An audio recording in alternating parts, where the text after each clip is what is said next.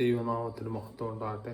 ഒരു ദിവസം കൂടെ എല്ലാവരുടെയും മുമ്പിൽ ദൈവവചനവുമായി വരാൻ കർത്താവ് തന്ന അവസരത്തിനായി നന്ദിയോടെ സ്തുതിക്കുന്നു. അപ്പം ഈ വീഡിയോയിലും നമ്മൾ നമ്മുടെ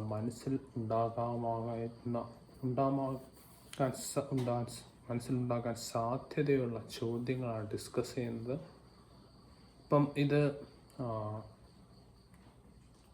എന്നുവെച്ചാൽ ഈ ചോദ്യങ്ങളുള്ളവർക്കോ ചോദ്യങ്ങളെപ്പറ്റി കൂടുതൽ അറിയാനുള്ളവർക്കേ ഇത് യൂസ്ഫുൾ ആകണമെന്നുള്ളൂ. അതുകൊണ്ട് ഞാൻ വീഡിയോ ഒരുമാതിരി ഷോർട്ടായിട്ടേ വെക്കുന്നുള്ളൂ. നമ്മൾ ഒരു ചോദ്യം മാത്രമേ ഡിസ്കസ് ചെയ്യുന്നുള്ളൂ. അപ്പം അത് ഇൻട്രസ്റ്റഡ് ആയവർക്ക് ഇത് കേൾക്കാം. ദൈവത്തിന് സ്തോത്രം. നമുക്കൊരു വാക്ക് പ്രാർത്ഥിക്കാം. അപ്പോൾ അടിയനിലൂടെ അങ്ങയുടെ ആത്മാവ് സംസാരിക്കുന്നവർ സ്തുതിക്കുന്നു. ഈ സെഷൻ എല്ലാവർക്കും ഒരു അനുഗ്രഹമാക്കുന്നതിനെ സ്തുതിക്കുന്നു. ഈ കർത്താവെ, ഈ വചനം ഞങ്ങൾ ഹൃദയത്തെ പ്രകാശിപ്പിക്കട്ടെ. അങ്ങ് ഞങ്ങൾക്ക് എന്ത് തന്നേക്കെന്ന് മനസ്സിലാക്കി അത് വിശ്വസിച്ച് പ്രാപിപ്പാൻ ഞങ്ങളെ പ്രാപ്തരാകട്ടെ. ഞങ്ങളുടെ വലിയ പ്രവർത്തിക്കാൻ നന്ദിയോടെ സ്തുതിക്കുന്നു. നസ്രാനെ യേശു ക്രിസ്തു നാമത്തിൻ്റെ ആമേൻ. അപ്പം ഇത്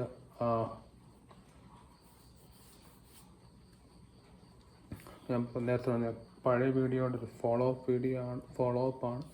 അപ്പം നമ്മുടെ മനസ്സിലുണ്ടാകാൻ സാധ്യതയുള്ള വേറൊരു ചോദ്യമാണ് ഈ വീഡിയോയിൽ നമ്മൾ ഡിസ്കസ് ചെയ്യുന്നത്. ചോദ്യം ഇതാണ്: ജനം രോഗസൗഖ്യം പ്രാപിക്കാത്ത അവിശ്വാസം കൊണ്ട് മാത്രമാണോ?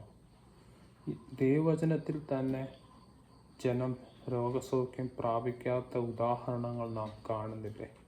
പൗലോസിന് ജഡത്തിലൊരു ശൂലമുണ്ടായിരുന്നു. വേറൊരു ഭാഗത്ത് അദ്ദേഹം ട്രോഫിമസ് എന്നൊരു വ്യക്തിയെ മിലറ്റസ് എന്ന സ്ഥലത്ത് രോഗിയായി ഇട്ടുവെന്ന് പറഞ്ഞേക്കുന്നു. നമ്മൾ നേരത്തെ കണ്ടതെല്ലാം ശരിയെങ്കിൽ ഇവരും രോഗസൗഖ്യം പ്രാപിക്കേണ്ടതല്ലേ? എന്തുകൊണ്ടത് സംഭവിച്ചില്ല? വളരെ ആൾക്കാർക്ക് മനസ്സിലുണ്ടാകാമെന്നൊരു ചോദ്യമാണ്. നമുക്ക് ഈ ചോദ്യങ്ങളെ സ്റ്റെപ്പ് ബൈ സ്റ്റെപ്പായിട്ട് പരിശോധിക്കാം. അപ്പോസ്തലനായ പൗലോസ് അപ്പോസ്തലൻ്റെ ജഡത്തിലെ ശൂലം, ജഡത്തിലെ മുള്ള നമുക്ക് പറയാം. ഇത് സഭയെ അനേക വർഷങ്ങളായിട്ട് ചിന്തിപ്പിച്ച ഒരു കാര്യമാണ്. എന്തായിരുന്നു ആ ശൂലം? എന്തായിരുന്നു അദ്ദേഹത്തിൻ്റെ ജഡത്തിലെ ബലഹീനത? എന്തായിരുന്നു ആ ജഡത്തിലെ മുള്ള?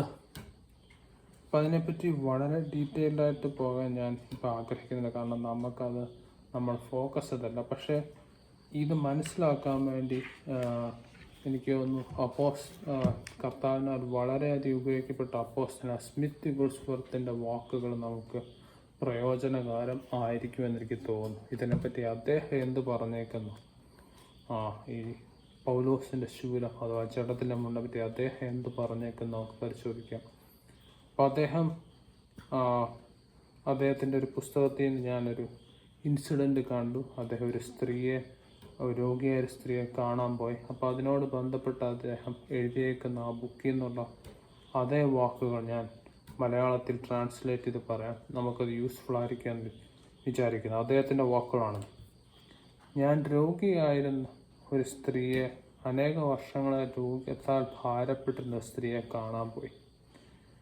ആ സ്ത്രീക്ക് റുമാറ്റിസം എന്നൊരു അസുഖമായിരുന്നു. 2 വർഷമായി കിടപ്പിലായിരുന്നു. അപ്പം ഞാൻ ആ സ്ത്രീയോട് ചോദിച്ചു, എന്താണ് നിങ്ങൾ ഈ കിടത്തുന്നത്?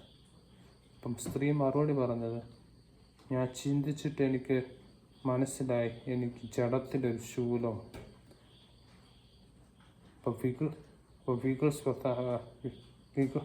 സ്മിത്ത് വിഗിൾസ്വർത്ത് ആ സ്ത്രീയോട് ചോദിച്ച ചോദ്യം ഇതാണ്: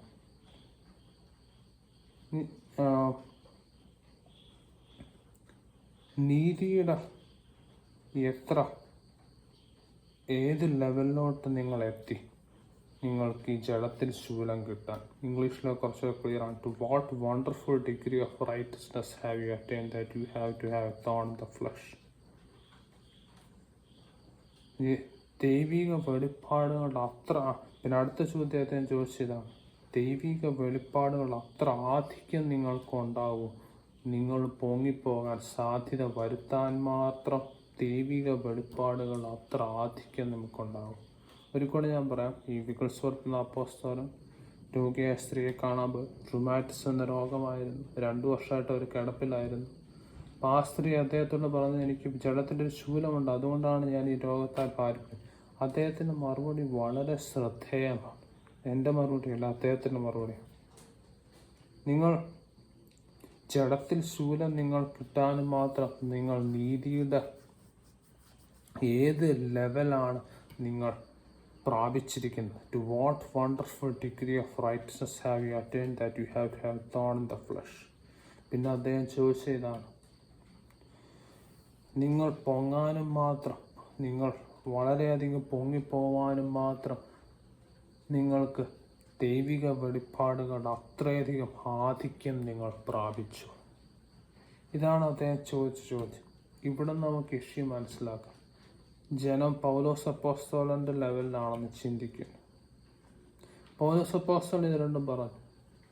അപ്പം ഈ വികസർ ചോദിച്ച ചോദ്യം ഇതാണ്, നിങ്ങൾ പൊങ്ങിപ്പോവാൻ മാത്രം, നിങ്ങൾ വളരെയധികം പൊങ്ങിപ്പോവാൻ മാത്രം കർത്താവിൽ നിന്ന് അത്ര വലിയ വെളിപ്പാടുകൾ നിങ്ങൾ പ്രാപിച്ചു, നിങ്ങൾ നീതിയുടെ അത്ര ലെവലിലെത്തിയോ? നിങ്ങൾക്ക് ജഡത്തിലെ ശൂലം കിട്ടാനും മാത്രം നിങ്ങൾ വേറൊരു ഭാഷ പറഞ്ഞാൽ പൗലോസ് അപ്പോസ്തലൻ്റെ വെളിപ്പാടുകളുടെ നീതിയുടെ ആത്മീയ ലെവലിൽ നിങ്ങൾ എത്തിയോ? നിങ്ങൾ ജഡത്തിലെ ശൂലം നിങ്ങൾക്ക് കിട്ടാൻ. എന്തായിരുന്നു അപ്പോസ്തലനായ പൗലോസിൻ്റെ ലെവൽ? നമുക്ക് വേദപുസ്തകത്തിൽ നോക്കാം. പ്രവൃത്തി 19:12 അവൻ്റെ മേൽ നിന്ന് റുമാലും ഉത്തരീയവും രോഗികളുടെ മേൽ കൊണ്ടുവന്നിടുകയും വ്യാധികൾ അവരെ വിട്ടുമാറുകയും ദുരാത്മാക്കൾ പുറപ്പെടുകയും ചെയ്തു. അപ്പോസ്തലനായ പൗലോസിൻ്റെ ശരീരത്തിൽ ഒരു തുണിക്കഷ്ണം തൊട്ടിട്ട് വേറെ രോഗികളുടെ മേലെ ആ തുണി വെക്കുമ്പോൾ അവർ സൗഖ്യം പ്രാപിക്കുന്നത്. കാരണം ദൈവശക്തി അത്രയധികം അദ്ദേഹത്തിൻ്റെ ശരീരത്തിൽ നിന്ന് വ്യാപരിക്കുകയാണ്. പിന്നെ എന്ത് പറയുന്നു? 2 കൊരിന്ത്യർ 12:12 അപ്പോസ്തലൻ്റെ ലക്ഷണങ്ങൾ പൂർണ്ണ സഹിഷ്ണുതയിലും അടയാളങ്ങളാലും അത്ഭുതങ്ങളാലും വീര്യപ്രവർത്തികളാലും നിങ്ങളുടെ ഇടയിൽ വെളിപ്പെട്ടു വന്നല്ലോ. അപ്പോസ്തലൻ്റെ ലക്ഷണങ്ങൾ, പൗലോസ് അപ്പോസ്തലൻ പൂർണ്ണ സഹിഷ്ണുതയിലും അടയാളങ്ങളാലും അത്ഭുതങ്ങളാലും വീര്യപ്രവർത്തികളാലും നിങ്ങളുടെ ഇടയിൽ വെളിപ്പെട്ടു വന്നല്ലോ. അപ്പോൾ അദ്ദേഹത്തിൻ്റെ സ്പിരിച്വൽ ലെവൽ ഇതായിരുന്നു. അതുമാത്രമല്ല, വെളിപ്പാടുകൾ അത്രയധികം ആധിക്യം ഉള്ളതുകൊണ്ടാണ് അദ്ദേഹം പുതിയ നിയമത്തിൻ്റെ പകുതിയിൽ കൂടുതൽ എഴുതാൻ കർത്താവ് അദ്ദേഹത്തെ ഉപയോഗിച്ചു. ഇതായിരുന്നു പൗലോസിൻ്റെ ലെവൽ. ജനം പറയുന്ന പൗലോസിനൊരു ശൂലമുള്ള, എനിക്കൊരു ശൂലം. വികൽസ്വർക്ക് ചോദിച്ച ചോദ്യം ഇതാണ്, നിങ്ങൾ അത്രയധികം പൊങ്ങിപ്പോകാൻ നിങ്ങൾക്ക് അത്രയധികം വെളിപ്പാടിൻ്റെ ആധിക്യം വന്നുവോ? നിങ്ങൾ നീതിയുടെ ഏത് ലെവലിലോട്ട് നിങ്ങൾ എത്തി? നിങ്ങൾക്കൊരു ശൂലം വരാൻ ആവശ്യം വരുമാർ ഏത് ലെവലിലോട്ട് എത്തി? പൗലോസ് അപ്പോസ്തലൻ്റെ ലെവൽ നമ്മൾ കാണും. അപ്പം നമുക്കിത് കൺക്ലൂഡ് ചെയ്യാം. പൗലോസ് അപ്പോസ്തലനെ പോലെ വെളിപ്പാടിൻ്റെ ആധിക്യത്തിൽ അത്രയധികം നമ്മളാകുമ്പോൾ നമുക്ക് ജഡത്തിലെ ശൂലത്തെ പറ്റി ചിന്തിക്കാം. ഈ അവസരത്തിൽ നമുക്ക് കർത്താവ് നമുക്ക് തന്നേക്കുന്ന രോഗസൗഖ്യം വിശ്വാസത്താൽ പ്രാപിപ്പാൻ ശ്രദ്ധിക്കാം. കർത്താവ് തൻ്റെ അടുത്ത് വന്ന് ഏവനെയും സൗഖ്യമാക്കി. അവൻ നമ്മുടെ ബലഹീനതകളെ എടുത്തു, വ്യാധികളെ ചുമന്നു, സകല ദീനത്തെയും സകല രോഗത്തെയും സൗഖ്യമാക്കി. യേശുക്രിസ്തു ഇന്നലെയും ഇന്നും എന്നേക്കും അനന്യം തന്നെ. ഈ വാക്കുകൾ നമുക്ക് വിശ്വസിച്ചുകൊണ്ട് നമുക്ക് കർത്താവ് നമുക്ക് തന്നേക്കുന്ന രോഗസൗഖ്യം നമുക്ക് പ്രാപിപ്പാൻ ഈ സമയത്ത് നമുക്ക് പൗലോസിൻ്റെ ശൂലത്തെ പറ്റി ചിന്തിക്കേണ്ട. ദൈവത്തിന് സ്തോത്രം. പൗലോസിനോളം നമ്മൾ വളരട്ടെ. അതിന് വരെ കർത്താവ് നമുക്ക് തന്നേക്കുന്ന രോഗസൗഖ്യം, ബലഹീനതകളെടുത്ത് വ്യാധികളെ ചുമന്ന് സകല രോഗങ്ങളെ സൗഖ്യമാണ്. ഈ അവകാശം നമുക്ക് വിശ്വാസത്താൽ പ്രാപിക്കാം. ഇനി അടുത്ത നമ്മൾ കണ്ടേക്കുന്ന അടുത്ത എക്സാമ്പിൾ ട്രോഫിമസ്. ഈ ട്രോഫിമസ് എന്ന ആളെ പറ്റി ഞാൻ പരിശോധിക്കുകയായിരുന്നു. ദൈവവചനത്തിൽ അദ്ദേഹത്തെ പറ്റി എന്തൊക്കെ പറഞ്ഞിട്ടുണ്ട്? 2 വാക്യങ്ങളെ പറഞ്ഞിട്ടുള്ളൂ. നമുക്ക് ജസ്റ്റ് ഒന്ന് വായിച്ചു പോവാം. അപ്പോസ്തല പ്രവൃത്തി 20:4 ബെരോവയിലെ പുറോസിൻ്റെ മകൻ സോപ്രത്തോസും തെസ്ലോനിക്കരായ അഹസ്തർഹോസും സെങ്കുദോസും ദർഭക്കാരനായ ഗായോസും തിമോത്തിയോസും ആസ്യക്കാരനായ തുഹിക്കോസും ത്രോഫിമോസും ആസ്യ വരെ അവനോട് കൂടെ പോയി. അദ്ദേഹം അപ്പോൾ ആസ്യക്കാരനായിരുന്നു. പൗലോസിൻ്റെ കൂടെ പൊക്കോണ്ടിരുന്നൊരു മനുഷ്യനായിരുന്നു നമുക്ക് മനസ്സിലാക്കാം. ഒരു വാക്യങ്ങളാക്കിയാൽ 21-ാം 29-ാം വാക്യം. അവർ മുമ്പ് എഫേസ്യനായ ത്രോഫിമോസിനെ അവനോടുകൂടെ നഗരത്തിൽ കണ്ടതിനാൽ പൗലോസ് അവനെ ദേവാലയത്തിൽ കൂട്ടിക്കൊണ്ടുവന്നു എന്ന് നിരൂപിച്ചു. അദ്ദേഹം എഫേസ്യനാണ്. പൗലോസിൻ്റെ ഒരു കൂടെ പ്രവർത്തിച്ചുകൊണ്ടിരുന്നൊരു വ്യക്തിയായി നമുക്ക് കാണാൻ സാധിക്കും. ഇനിയും നമുക്ക് ഈ കോൺട്രവേഴ്സ്യലായ വചനം, അദ്ദേഹം രോഗിയായി പൗലോസ് ഇട്ടുവെച്ച് പോയി എന്നുള്ള വചനം നമുക്ക് വായിക്കാം. 2 തിമോത്തി 4-ാം അധ്യായം 20-ാം വാക്യം. എരസ്തോസ് കൊരിന്തിൽ താമസിച്ചു, ത്രോഫിമോസിനെ ഞാൻ മിലേത്തിൽ രോഗിയായി വിട്ടേച്ചു പോകുന്നു. ഇതാണ് മനുഷ്യൻ പറയുന്ന സാധാരണ പൗലോസിന് ഇത്രയും വിശ്വാസമുള്ള മനുഷ്യനായിരുന്നു, ഇത്രയും കർത്താവ് രോഗസഹം തന്നെ പൗലോസ് എന്തിന് ത്രോഫിമോസിനെ രോഗിയായി ഇട്ടേച്ചു പോയി ആണ് ജനത്തിൻ്റെ മെയിൻ ചോദ്യം. ത്രോഫിമോസിനെ ഞാൻ മിലേത്തിൽ രോഗിയായി ഇട്ടേച്ചു പോകുന്നു. പൗലോസ് അദ്ദേഹത്തിൻ്റെ തലയിൽ കൈവച്ച് അദ്ദേഹം രോഗസൗഖ്യം പ്രാപിക്കേണ്ടതല്ലേ? അദ്ദേഹം വിശ്വാസത്താൽ രോഗസൗഖ്യം പ്രാപിക്കേണ്ടതല്ലേ? എന്തുകൊണ്ട് ഈ രോഗിയെ വിട്ടേച്ച് പോകുന്നു? അതാണ് ചോദ്യം. നമുക്ക് അതിൻ്റെ ഒരു ഫുൾ ആൻസർ ദൈവവചനത്തിൽ നമുക്ക് കിട്ടാൻ സാധ്യമല്ല. ഒരുപക്ഷെ ത്രോഫിമോസിൻ്റെ ഉള്ളിൽ ഒരു അവിശ്വാസം വന്നേക്കാം, വന്നെന്ന് തോന്നുന്നില്ല, പക്ഷെ നമുക്കറിയത്തില്ല. ഒരുപക്ഷെ അദ്ദേഹത്തിൻ്റെ ഉള്ളിലൊരു ബോധ്യം കാണും, അദ്ദേഹത്തിൻ്റെ ഈ ലോകത്തിലെ ജീവിതം, ഈ ലോകത്തിലെ സമയം അവസാനിച്ചു എന്നൊരു ചോദ്യം കാണും. നമുക്ക് സ്പെസിഫിക്കായിട്ട് കാണാം. 2 പത്രോസിൻ്റെ ലേഖനം 1-ാം അധ്യായം വാക്യം ഞാൻ ഓർക്കുന്നില്ല. പത്രോസ് അപ്പോസ്തലൻ ക്ലിയറായിട്ട് പറയുന്നു, എൻ്റെ ഈ ലോകത്തിലെ ജീവിതം സമയം കഴിയാറായാൽ കർത്താവ് എനിക്ക് വെളിപ്പെടുത്തിയിട്ടുണ്ട്. 2 തിമോത്തിയിൽ പൗലോസ് അപ്പോസ്തലൻ തന്നെ പറയുന്നു, ഞാൻ നല്ല പോർ പൊരുതി ഓട്ടം കാത്ത് ഓടി വിശ്വാസം കാത്തു. ഇനി എനിക്ക് നീതിയുടെ കിരീടം കാത്തിരിക്കുന്നു. അദ്ദേഹത്തിന് അറിയാമായിരുന്നു അദ്ദേഹത്തിൻ്റെ ഈ ലോകത്തിലെ ജീവിതം തീർന്നത്. ബൈബിൾ ഹിസ്റ്റോറിയൻസ് പറയുന്ന 2 തിമോത്തിയായിരുന്നു അദ്ദേഹം എഴുതിയ അവസാനത്തെ ലേഖനം. തിമോത്തി അദ്ദേഹത്തിനെ കാണാൻ തണകലെത്തിയപ്പോഴേക്കും അദ്ദേഹത്തിനെ അവർ ആക്ച്വലി കൊന്നുകളഞ്ഞു, അവർ വധിച്ചു കഴിഞ്ഞിരുന്നു. അപ്പം ഇതുപോലെ ഒരുപക്ഷെ ത്രോഫിമോസിനും തൻ്റെ ഈ ലോകത്തിലെ ജീവിതം കഴിയാറായെന്നൊരു ബോധ്യം കാണും. അല്ലെങ്കിൽ ഒരുപക്ഷെ അദ്ദേഹത്തിന് വിശ്വാസമുണ്ടായിരുന്നാൽ അദ്ദേഹം ഒരു രോഗസൗഖ്യം പ്രാപിക്കുന്ന പാതയിലുമായിരുന്നേക്കാം. നമ്മൾ മനസ്സിലാക്കേണ്ട ഒരു കാര്യം, ഈവൻ കർത്താവായ യേശുക്രിസ്തുവിൻ്റെ ശുശ്രൂഷയിലും അനേകർ രോഗസൗഖ്യം പ്രാപിച്ചില്ല. കർത്താവായ യേശുക്രിസ്തു വന്ന് ജഡത്തിൽ വന്നു അനേകരുടെ തലയെ എന്നിട്ടും അനേകർ രോഗസൗഖ്യം പ്രാപിക്കാതിരുന്നിട്ടുണ്ട്. മത്തായിയുടെ സുവിശേഷം 13-ാം അധ്യായം 58-ാം വാക്യം. അവരുടെ അവിശ്വാസം നിമിത്തം അവിടെ വളരെ വീര്യപ്രവൃത്തികളെ ചെയ്തില്ല. അവിശ്വാസം നിമിത്തം. അതുപോലെ തന്നെ മർക്കോസിൻ്റെ സുവിശേഷം 6-ാം അധ്യായം 5-6 വാക്യങ്ങൾ. ഏതാനും ചില രോഗികളുടെ മേൽ കൈവച്ച് സൗഖ്യം വരുത്തിയതല്ലാതെ അവിടെ വീര്യപ്രവൃത്തി ഒന്നും ചെയ്യുവാൻ കഴിഞ്ഞില്ല. അവരുടെ അവിശ്വാസം ഹേതുവായി അവൻ ആശ്ചര്യപ്പെട്ടു. അവൻ ചുറ്റുമുള്ള ഊരുക്കളുടെ ഉപദേശം കൊണ്ട് സംസരിച്ചു പോന്നു.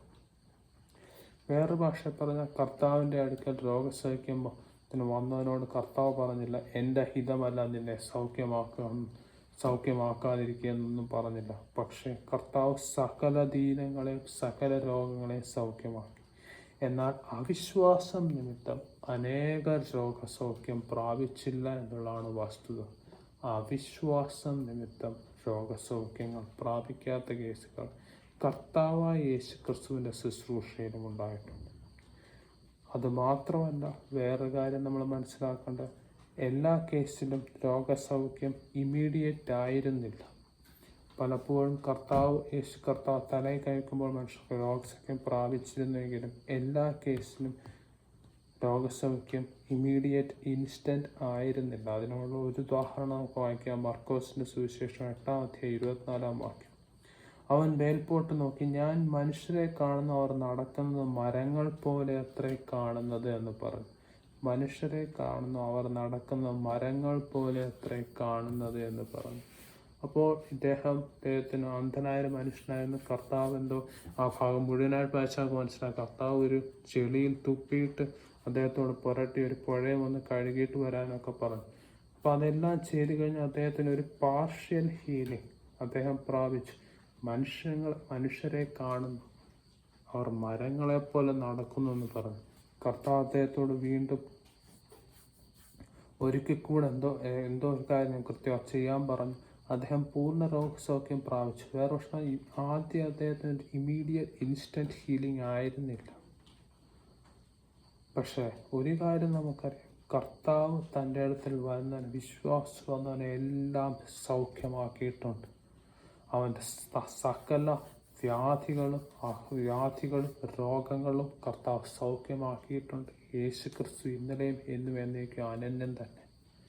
പക്ഷെ എല്ലാം ഇമ്മീഡിയറ്റ് ആയിരുന്നില്ല. ഈ ഒരു കേസ് നമ്മൾ കണ്ടു.